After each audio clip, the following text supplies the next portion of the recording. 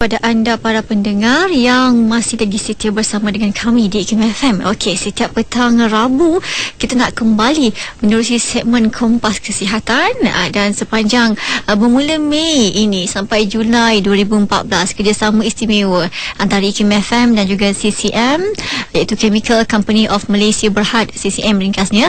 Kita nak bercakap pelbagai perkara, pelbagai topik, tips berkenaan dengan dunia kesihatan ini. Dan dikonti untuk kali kedua kita undang khas bersama dengan Dr. Yasmin Hanani Muhammad Safian dari UC. Assalamualaikum Dr. Yasmin. Waalaikumsalam warahmatullahi wabarakatuh. Cik Siti. Baik, Alhamdulillah kembali kita saat ini. Okey, untuk kali kedua nak simbang-simbang ilmiah sebenarnya pada pendengar di bawah tajuk kita peranan setiap Muslim dalam menjaga kesihatan dan juga memelihara nyawa. Tu ramai yang tak tahu. Kita ni sebagai umat Islam kena ada ikhtiar. Betul Dr. Yasmin dan juga para pendengar. Tak boleh nak serah bulat-bulat. Tak apa, Allah ada jaga. Tanpa kita ikhtiar kan. Macam kita makan lah kan. Allah taburkan segala rezekinya di muka bumi. Pandai-pandai kita lah sebagai manusia nak berikhtiar cara mana bekerja untuk mendapatkan rezeki itu. Mungkin di awal ini kita nak tahu Dr. Yasmin, bagaimana yang dikatakan sebagai seorang Muslim itu menjadi tanggungjawab dan peranannya untuk memenuhi tuntutan Islam itu sendiri, nak menjaga kesihatan dan memelihara nyawanya. Sebab dia kata tak apa, mati pun dah sampai masa dah tertulis kan. Tapi tanggungjawab kita untuk menjaganya. Dr. Yasmin. Terima kasih Cik Siti. Assalamualaikum warahmatullahi wabarakatuh. Kepada para pendengar IKIM FM yang dihormati Allah sekalian dan disayangi Allah Subhanahu Wa Taala. Jadi sebenarnya soalan Cik Siti itu sangat penting sebenarnya dalam peranan seorang Muslim kita dalam menjaga kesihatan ini. Kesihatan kita sebenarnya adalah kita memenuhi salah satu daripada tuntutan maqasid syariah, iaitu menjaga menjaga nyawa dan juga menjaga diri. Jadi bukan perkara yang main-main. Jadi seperti mana yang telah kita tahu pada minggu lepas, kita telah menyatakan bahawa berubat ini bahawa sebenarnya ia adalah ikhtiar manusia. Ya, bila mana ia ikhtiar manusia, kita dalam hidup kita ni kita perlu bersifat optimis. Apa yang Allah jadikan, kesakitan, kemiskinan, ketidakpandaian, saya tidak mahu menyebut perkataan bodoh ya. Ketidakpandaian itu semua adalah ujian daripada Allah Subhanahu Wa Taala. Sama juga dengan penyakit itu sendiri. Jadi perkara yang penting sebenarnya pada petang ini kita harus tahu bahawa sesungguhnya tubuh badan kita ini, tubuh badan manusia ini Allah jadikan adalah amanah Allah Subhanahu Wa Taala. Daripada rambut kita, mata kita, hidung, mulut, tangan dan kaki, ini semua adalah tanggungjawab yang telah diberikan oleh Allah Subhanahu Wa Taala. Maka bila mana kita menyatakan ia adalah amanah dan tanggungjawab, kita tidak boleh mendatangkan mudarat pada badan kita. Seperti mana yang disebutkan oleh Allah Subhanahu Wa Taala di dalam Al-Quran, wala tulqu bi aydikum ila tahlukati fa ahsinu. Wahai manusia kita ni, janganlah kita ni mencampakkan diri kita dalam kebinasaan. Jadi pertamanya kita harus tahu wajib untuk kita makan ketika lapar. Macam mana pula boleh jadi wajib? Jadi wajib apabila kita tidak makan, maka kita kelaparan dan kita tidak boleh beribadah. Jadi ini menunjukkan haram untuk kita melakukan perkara yang membahayakan diri. Contohnya sebagai wanita, contohnya nak cantik sangat mengikut rejim-rejim diet yang sangat ekstrim. Saya yang menyiksa diri yang boleh menyebabkan bulimia, anorexia, ini semua haram. Begitu juga sebagai contoh, kita merajuk dengan mak kita lah kata, tak mahu makan sehingga memudaratkan nyawa juga adalah haram. Begitu juga mogok lapar yang sehingga boleh mengancam nyawa. Dalam kitab fikah ada disebutkan ya, sekiranya dalam krisis air lah contoh, air yang ada hanya cukup untuk makan dan minum sahaja. Jadi dalam bab ini maka kita perlu utamakan makan dan minum, tetapi untuk wuduk lah kata tak cukup. Jadi kita perlu utamakan makan dan minum. Kerana makan dan minum tidak ada gantinya melainkan air. Sedangkan wuduk untuk solat itu ada alternatif dia, iaitu tayamum. Jadi menunjukkan betapa wajibnya kita menjaga kesihatan dan tubuh badan kita daripada perkara yang membahayakan. Selain itu juga haram ya kita melakukan pembedahan kecantikan, implan, susuk dan juga botok sebenarnya. Kenapa? Haram mengubah ciptaan Tuhan. Sebenarnya Cik Siti ya, Saya. dalam isu mengubah ciptaan Tuhan ini, Allah dah sebut dalam Al-Quran, sebenarnya syaitan ini dia telah berjanji dan dia ada piagam dia, para syaitan-syaitan ini daripada general sampai dia punya clerk semua dah berjanji ya, fala yughayyirunna khalqallah. Aku ni syaitan kata dia berjanji, buat aku janji aku akan menyuruh mereka mengubah ciptaan Allah. Jadi kalau kita tengok cermin tu, hidung aku tak cukup mancung, mata aku tak cukup besar, kulit aku tak cukup pucat ke putih dan sebagainya, rambut tak cukup berwarna-warni. Jadi kesemua ketidakpuasan hati ini adalah disuntik oleh syaitan. Jadi sebab itu jangan tengok cermin lama-lama. Jadi kita tengok sekadarnya saja, agak tudung kita tu dah cantik, rambut kita dah handsome sudah. Lagi lama kita tengok lagi rasa kita tidak cantik. Ya, tadi juga kita ada kaitkan bagaimana tuntutan maqasid syariah dalam penjagaan kesihatan. Soalan yang pertama ya Cik Siti ya, sebenarnya apakah dia maqasid syariah ni? Apakah yang dikatakan penjagaan nyawa, penjagaan diri dan sebagainya? Sebenarnya ia adalah salah satu tujuan syariah ataupun syariah yang diturunkan oleh Allah Subhanahu Wa Taala. Syariah itu sebenarnya adalah undang-undang ciptaan Allah Subhanahu Wa Taala. Allah ini dikenali sebagai syari' ataupun pembuat undang-undang, lawmaker. Jadi konsep ini sebenarnya digagaskan pada dasarnya oleh Hujjatul Islam Imam Al-Ghazali, dan perkembangan yang pesat tentang maqasid syariah ini dilakukan oleh Imam Abu Ishaq Asy-Syatibi dan juga Ibn Taymiyah circa 1300 Masihi. Ulama kontemporari juga ya Cik Siti menunjukkan minat yang sangat mendalam dalam penerapan konsep maqasid syariah ini. Antaranya ulama Tunisia yang masyhur pada tahun 1700, Muhammad Tahir Ibnu Ashur, Ahmad Raisuni, Jasir Audah dan juga Tariq Ramadan. Para ulama semua ini mendukung konsep maqasid ini dan seterusnya memperkembangluaskan pemikiran maqasid ini. Jadi sebenarnya para ulama telah menyatakan bahawa Allah Subhanahu Wa Taala mempunyai tujuan tertentu mengapa undang-undang ini diciptakan bagi manusia. Tujuan perundangan ya dalam Islam sebenarnya untuk memenuhi beberapa maksud ataupun beberapa tujuan syariat. Pertama ialah hifzuddin, untuk menjaga agama, hifzun nafs, untuk menjaga nyawa dan juga diri. Ketiga, untuk menjaga akal, hifzul aqli. Keempat, menjaga keturunan. Dan yang kelima, untuk menjaga harta. Justeru menjaga nyawa, menjaga badan daripada perkara yang membinasakan adalah satu tuntutan yang sangat dipentingkan dalam Islam. Okey, janganlah kita asyik berserah je, kena ada ikhtiar juga ya. Betul. Baik, kalau kita lihat sebagai manusia dalam kehidupan ini, kalau Allah nak terus terus bagi je nikmat tanpa kita bersusah boleh aja ya terus semua masuk syurga, tetapi dia ciptakan dunia ini untuk kita jalaninya dan ganjaran nanti di syurga untuk melihat sejauh mana kita nak berusaha dalam kehidupan ini. Okey, walaupun dikatakan nyawa tu memang dah tertulis dalam qada di kitab Lauh Mahfuz tu bila meninggalnya, tetapi menjadi tanggungjawab kita juga untuk mengelakkan diri kita daripada terkena sebarang bahaya ya. Ya, betul. Okey, kita rehat seketika para pendengar, dan sebelum tu saya nak lalukan kalau anda ada sebarang persoalan boleh hubungi kami 0362051500 atau like kami di Facebook ikim.fm, ataupun cara ketiga SMS typekan ikim, jarakkan soalan anda dan hantar ke 39111. Dr. Yasmin dan para pendengar, rehat seketika, kembali lagi selepas ini. CCM merupakan syarikat farmaceutical dengan amalan penghilangan baik GMP yang pertama menerima pensijilan halal Malaysia untuk vitamin dan makanan tambahan di bawah jenama-jenama seperti CHAMS, Proviton, Flavets dan Natural. Yakinilah bahawa produk-produk CCM adalah selamat digunakan, berkesan, berkualiti dan bersih lagi suci seiring dengan konsep halalan Thayyiban. Okey, kembali kita saat ini masih lagi bersama dengan Chemical Company of Malaysia Berhad ataupun ringkasnya CCM menerusi segmen Kompas Kesihatan. Baik, sebelum kita bersama dengan soalan daripada para pendengar Dr. Yasmin, kita nak kongsi juga dengan para pendengar kan. Bila sebut menjaga kesihatan, okey, dalam dunia ni Allah jadikan macam-macam tumbuh-tumbuhan, makanan pun pelbagai jenis ya. Tapi bukan semua boleh ambil. Kena tahu apa yang boleh, apa yang tidak, apa yang halal, apa yang haram. Mungkin boleh kupas sikit tentang tu, doktor?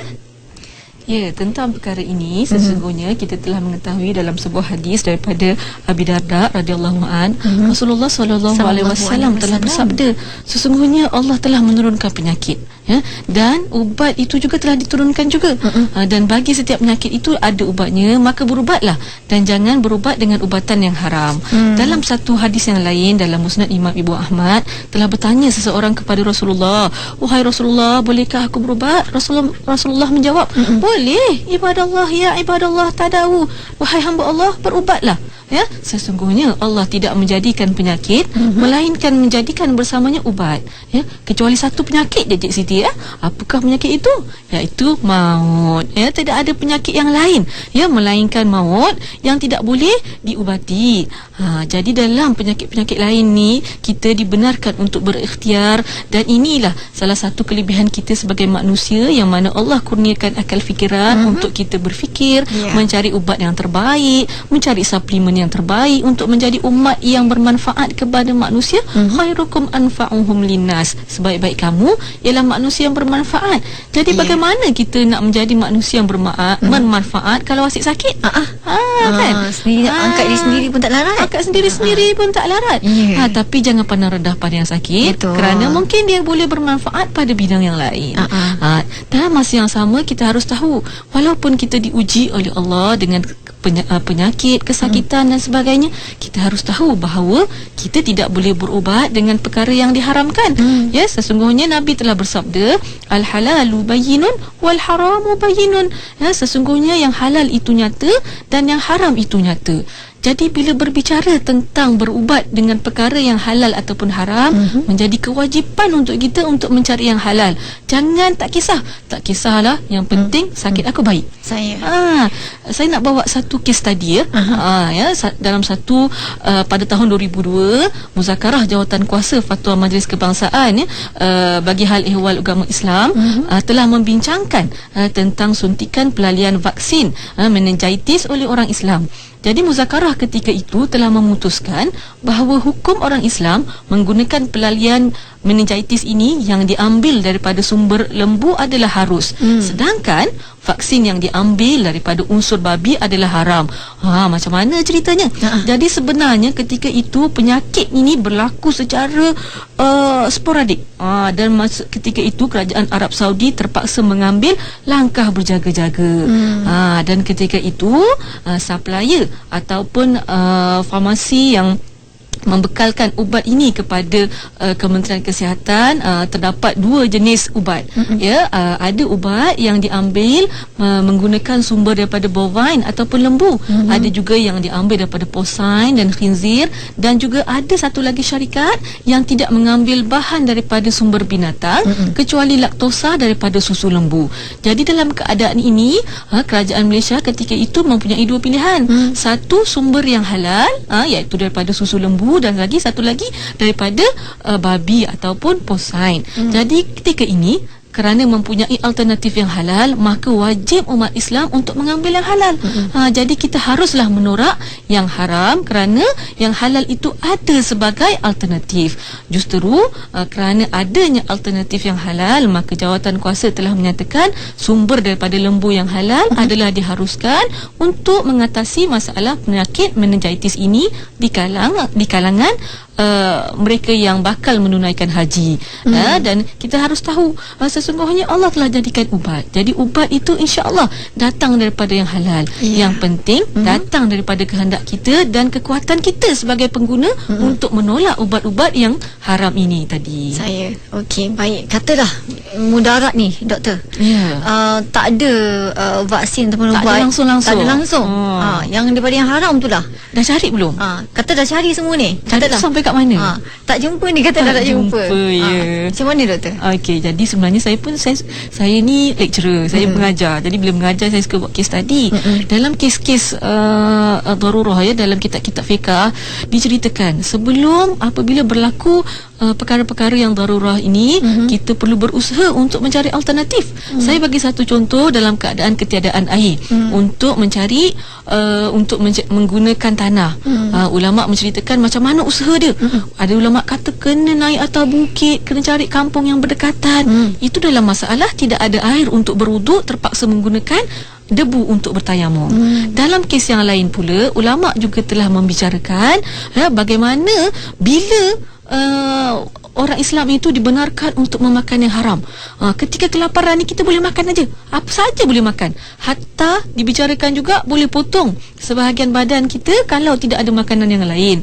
Tetapi ulama telah memperincikan apakah ada syarat-syaratnya. Contohnya terpaksa kita harus tunggu. Kalau dalam pendapat Ibn Hazm, seseorang yang dalam kelaparan itu perlu tunggu 1 hari 1 malam.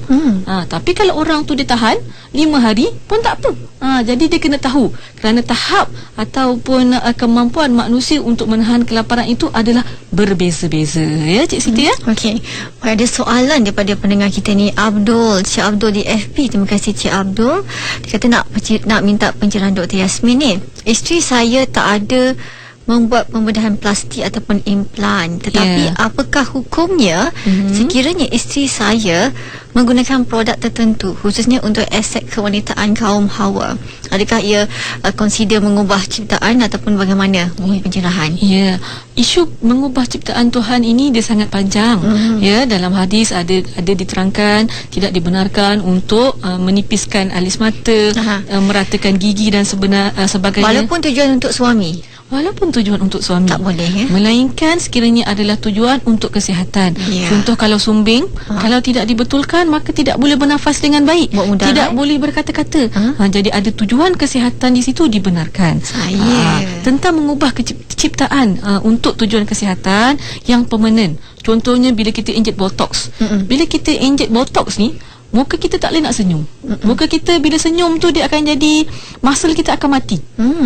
Jadi bila pengubahan itu berlaku secara permanen, ia adalah haram. Sama jugalah kalau di barat memang ada terdapat ibu bapa yang memberikan hadiah hari jadi kepada anak gadis mereka susuk implan supaya aset mereka lebih besar.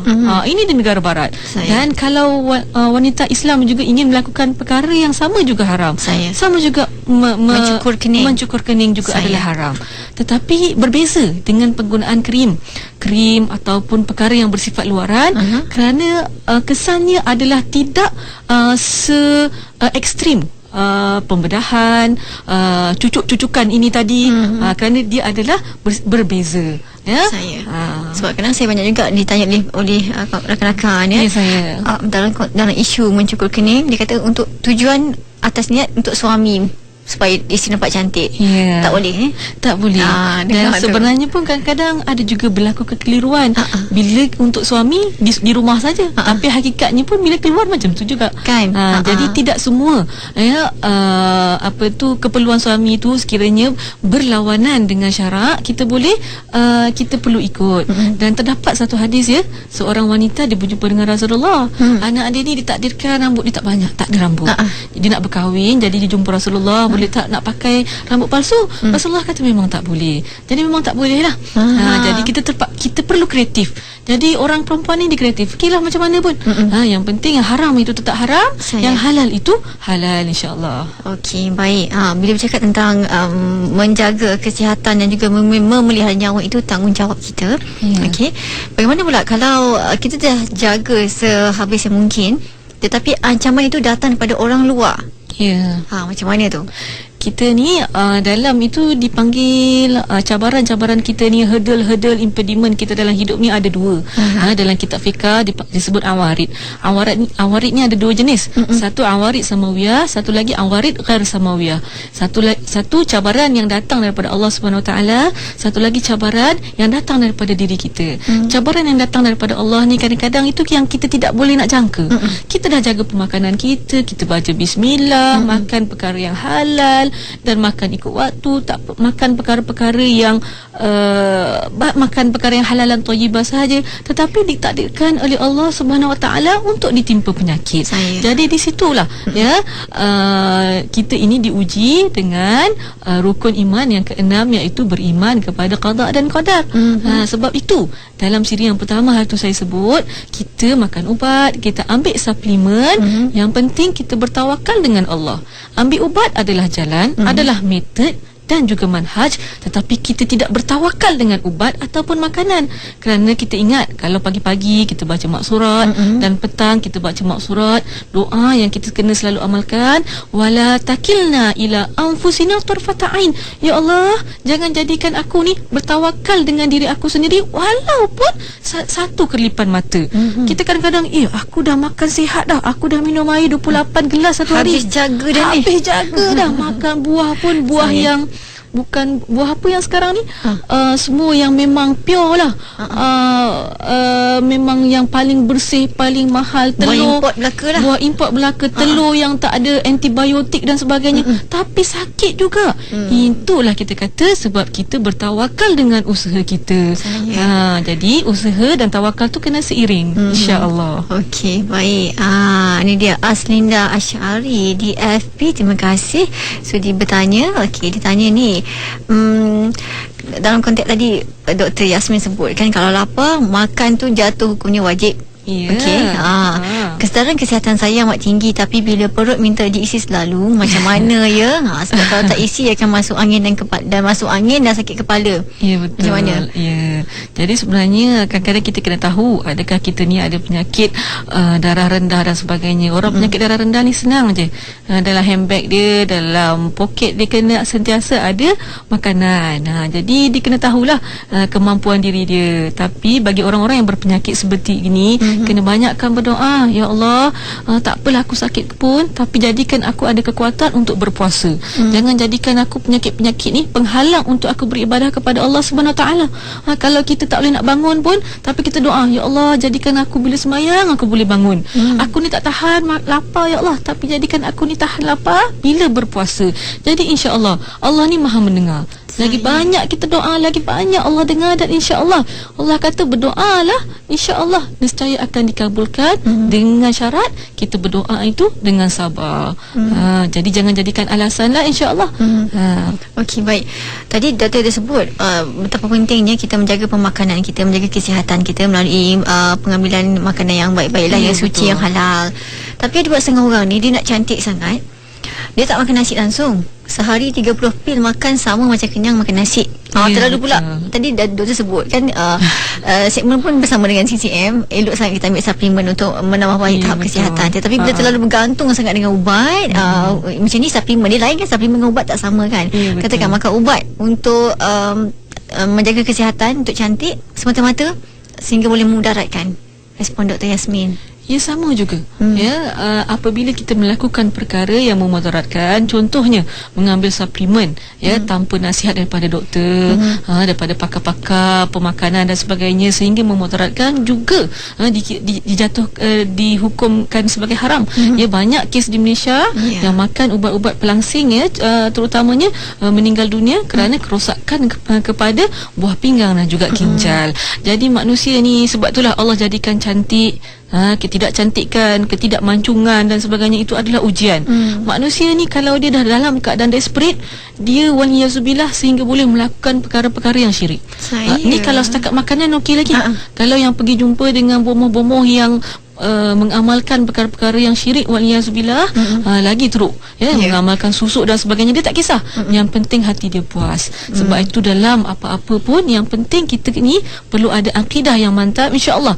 Bila mana ada akidah yang mantap, kita ingat hadis Nabi, sesungguhnya Allah tidak memandang kepada zahir kita, Allah tak memandang kepada luaran kita, tetapi Allah memandang pada hati dan juga pada amalan kita. InsyaAllah kita tak ada masalah. Tak cantik pun tak apa, sedangkan biarlah kita ini cantik pada amalannya di sisi Allah Subhanahu Wa Taala. Saya teringat sabda Rasulullah sallallahu alaihi wasallam. Seseorang hamba Allah itu hanya diberikan 2 gunung emas, niscaya dia akan minta yang ketiga. Tak pernah puas. Kan? Macam suamilah kan. Dapat nombor 4 pun, kalau boleh nak nombor 5 dan nombor 6 pun nak kahwin sampai 6 juga. Sedangkan limit dia 4. Manusia tidak pernah puas. Sebab tu ada syariat tadi. Cuma kita ni kadang-kadang kan, bila ada nafsu tu ikut dengan tak ikut je lah. Kadang-kadang macam contoh dalam bab cukur kening umpamanya kan. Syariat mengatakan larang, tapi dia kata tak apa, setengah ambil, mana yang dia rasa nak ikut dia ambil, mana yang tak.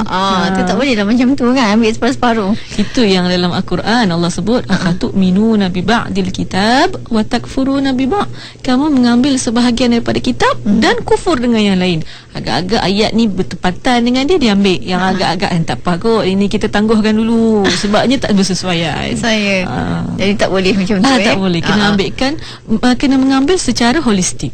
Kita rehat sekali lagi Dr. Yasmin dan para pendengar, lagi soalan saya akan raikan kalau ada di FB dan juga di SMS serta panggilan. Jadi terus saja bersama dengan kami di IKIM FM. CCM merupakan syarikat farmaceutical dengan amalan penghilangan baik GMP yang pertama menerima pensijilan halal Malaysia untuk vitamin dan makanan tambahan di bawah jenama-jenama seperti Gems, Proviton, Flavets dan Natural. Yakinilah bahawa produk-produk CCM adalah selamat digunakan, berkesan, berkualiti dan bersih lagi suci seiring dengan konsep halalan Thayyiban. Okey, kembali kita lagi saat ini. Okey, tadi kita ada sebut soalan kita ni sebenarnya dia berkait ayat sebenarnya para pendengar. Okey, tadi Dr. Yasmin ada sebut dalam Islam itu hukum itu menetapkan dalam keadaan tertentu seperti darurat dan juga rukhsah ini ada konsep dan juga perbezaannya. Masa bila kita boleh ambil sesuatu tu kalau di darurat, dan masa bila kita kena menggunakan hukum rukhsah. Mungkin maksud darurat dan juga rukhsah serta tujuannya, mungkin Dr. Yasmin boleh bagi sikit dalam kita nak letakkan konsep ni kat mana landasannya yang betul tu. Kadang-kadang semua sekali jalan je lah. Tak boleh macam tu kan. Betul Cik Siti. Dalam persoalan halal dan haram yang menggunakan produk perubatan barang farmaseutical, ramai sebenarnya orang terkeliru antara rukhsah dan darurah. Contohnya ni darurat ni, maka boleh je kita makan kan. Dan satu lagi, kadang-kadang ramai yang kata, lah setakat ni memang dah tak ada penghilang Muslim yang keluarkan vitamin halal, maka darurat ni untuk makan vitamin yang tiada pengesahan halal. Jadi seharusnya kita perlu kaji dulu, apakah dia darurah, apakah dia rukhsah.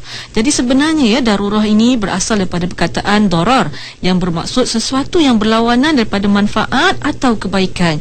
Jadi sebarang perkara yang mendatangkan kemudaratan dipanggil darurat. Ulama fiqh seperti Al-Jassas, Imam Sayuti menyatakan bahawa darurat itu ialah apabila berlaku satu keuzuran yang membenarkan manusia untuk melakukan perkara yang diharamkan. Jadi contoh sebagai free license lah untuk melakukan perkara yang diharamkan. Tapi sebenarnya kita harus tahu bahawa tidak semudah itu.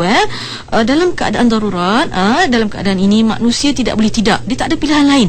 Kalau dia tak buat perkara yang haram, maka akan berlakulah kemudaratan pada dia. Dan kadang-kala terma darurat ini turut disilang guna dengan terma rukhsah. Rukhsah juga sebenarnya adalah fasiliti ataupun kemudahan yang telah diberikan oleh Allah kepada manusia dalam keadaan tertentu yang mana boleh mengubah hukum asal. Contohnya dalam keadaan Cik Siti nak musafir lah, contoh nak pergi Sabah ke, nak shopping ke Bandung ke, Vietnam ke, kita dibenarkan untuk solat jamak dan qasar. Dan begitu juga sekiranya kita sakit, kita dibenarkan untuk tidak berpuasa. Tapi sebenarnya Cik Siti dalam mengaplikasikan darurah ni ada syarat dia. Disebut dalam Al-Quran, famanitturra ghaira baghin wala 'adin fala isma alaih. Ada dua syarat. Orang yang boleh mengaplikasikan darurah ini, dia bukanlah seorang baghin ataupun adin. Jadi apa dia baghin dengan adin ini? Majoriti ulama seperti Imam Syafi'i dalam tafsirnya menyatakan baghin ini ialah orang yang mempunyai niat yang jahat. Jadi Muslim yang dibenarkan untuk melakukan perkara yang haram dalam keadaan darurat perlulah mempunyai niat yang baik. Sebagai contoh, sekiranya dia dalam kelaparan, tapi sebenarnya dia adalah seorang pencuri. Dia dalam perjalanan untuk mencuri lah kata, dan dia dalam keadaan yang sangat lapar. Jadi dalam kes ini dia tidak boleh makan perkara yang diharamkan kerana niatnya adalah untuk mencuri. Itu adalah baghin. Sedangkan adin pula ialah orang yang melakukan perkara yang diharamkan itu sekadarnya saja sebab dia terpaksa. Contohnya dia lapar sangat, tak ada makanan lain. Contohlah dalam penerbangan yang ada bacon, yang ada pork dan sebagainya.